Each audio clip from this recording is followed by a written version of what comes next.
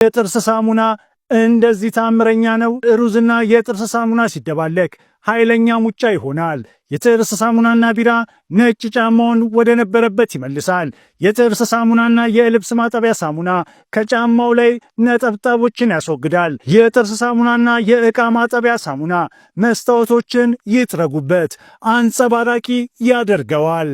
የጥርስ ሳሙና በመወልወያ ባልዲ ውስጥ ጨምሩ።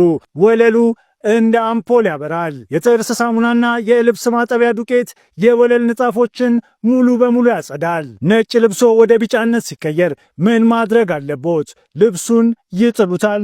ያስቀምጡ። 5 ሴንቲሜትር የጥርስ ሳሙና፣ ጥቂት የልብስ ማጠቢያ ሳሙናና ትንሽ ጨው ይጨምሩ። በ50 ዲግሪ አካባቢ በፈላ ውሃ ውስጥ ለ10 ደቂቃዎች ያስቀምጡት። በቀስታ ይሹት።